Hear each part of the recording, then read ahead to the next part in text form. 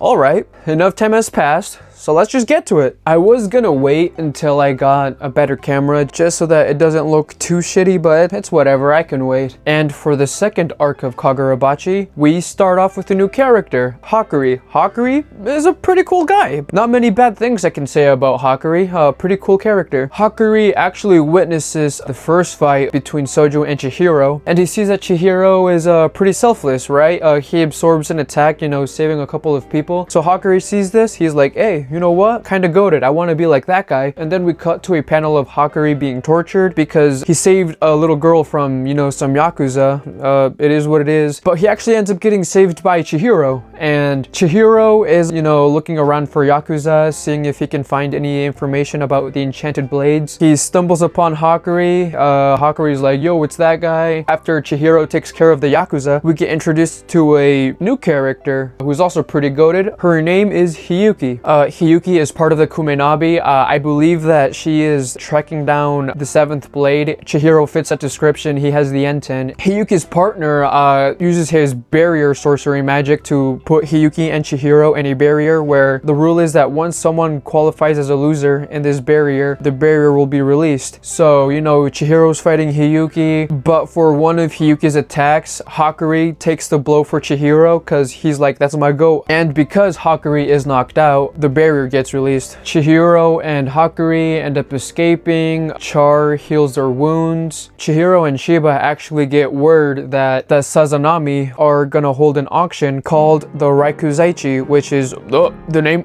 Would you look at that?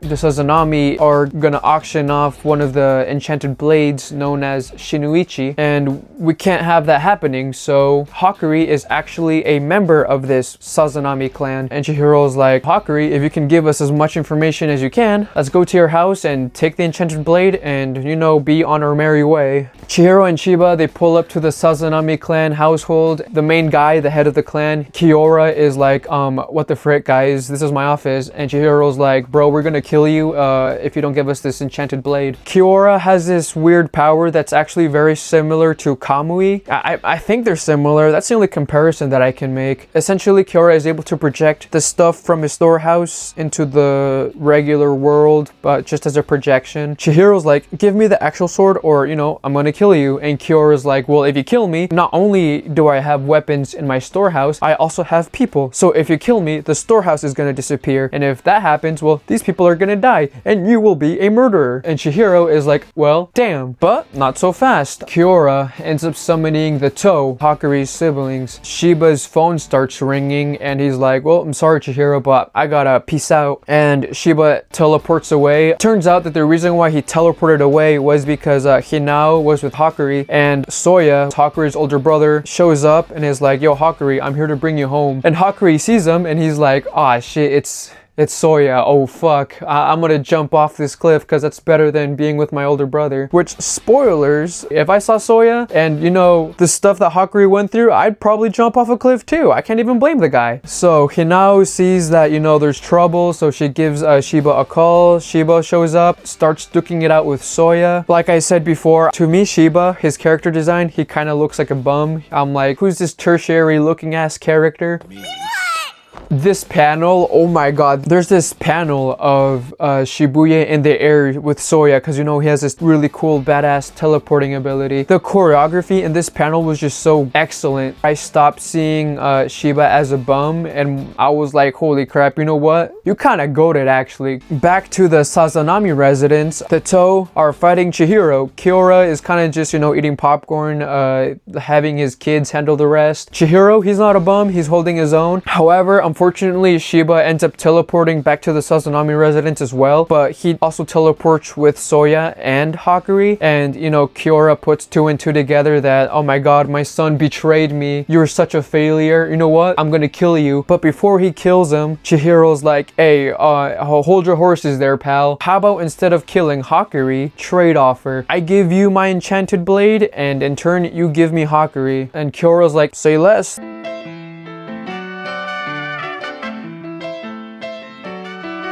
This kind of happens a little early on. I'm not sure when. Hiyuki and her partner, they go back to the Kamunabi headquarters and they're like, okay guys, we need a plan. Hiyuki is like, let's just, go to the auction, start killing these bad guys and, take the enchanted blade. But one of the Kamunabi sorcerers tells her, actually what we're gonna do is bid in this auction. Hiyuki is like, bro, what the heck, man? Aren't we supposed to be the good guys killing these bad guys? And the guy, whatever his name is, responds with, unfortunately, if we go and fight people at the auction, it'll be an all-out war. And you know what? That's gonna be a lose-lose for both sides. And Hiyuki is like, bro, you're so cringe. But she accepts it. She's like, yeah, that makes sense. And now you're probably wondering, why the heck did Chihiro, trade his enchanted blade for a guy he barely knows? And that's part of a plan that he cooked up. If he puts his spirit energy in Enten, knowing that Enten is gonna be in the storehouse, he's like, well, I'll just summon a goldfish and have it do some reconnaissance in the storehouse. And after Chihiro tells the Chihiro squad about his plan, they're like, yeah, sounds good to me.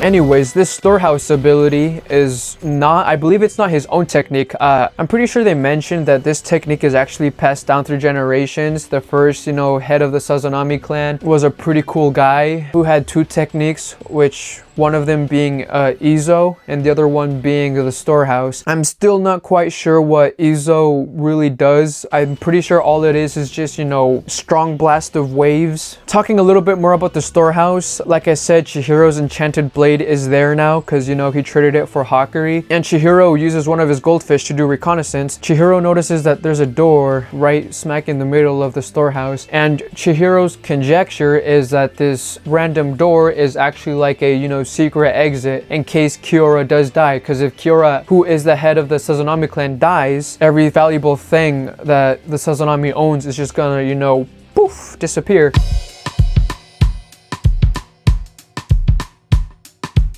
And now back to the auction. The plan now is to find the other side of this secret door that's in the storehouse, go inside of it, retrieve the Enten, and maybe a couple of people because we're the good guys. Unfortunately, it's not going to be easy because the auction is filled with Sazanami clan sorcerers that are like bodyguards or whatever. There is a kid though that pulls up to the auction that's like, I'm gonna go and save my sister from these bad people. So he just shows up, he literally stabs one of the sorcerers and is like, I'm gonna save my sister. You're kind of like, man, this kid's cooked, but Chihiro saves him. Very goated. Chihiro uses Mei and I was like, oh my goodness, that's one of the things that I didn't see coming because in the previous arc, Cloud Gouger, it gets, it breaks. Even though Chihiro doesn't have Enten anymore, he still has the remnants of Cloud Gouger. And I gotta say, Chihiro using Cloud Gouger was just peak. I need to come up with another word other than peak. That shit was bonkers.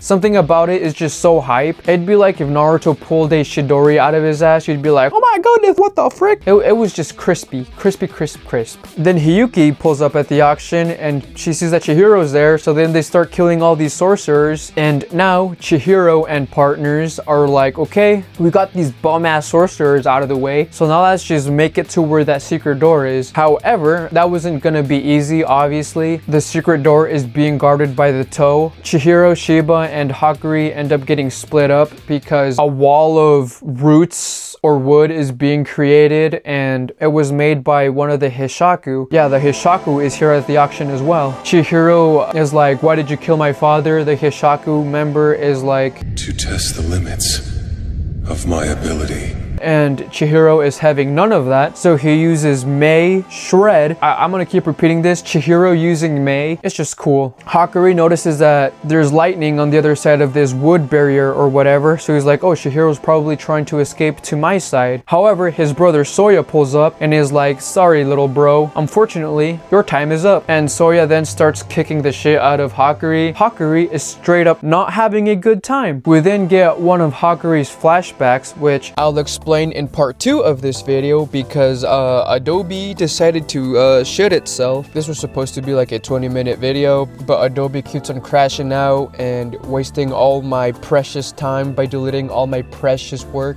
My iPad can only do so much. it can only do so much. On the bright side, part 2 should come out faster because it's already recorded. I'll probably have to come up with a different format. These reviews kind of just turned into a summary of the Kagurabachi arcs. I end up condensing like a 2-hour recording into a, 10 to 20 minute video, but obviously 20 minutes doesn't work because Adobe is stupid. And in conclusion, You Adobe, just unsubscribe.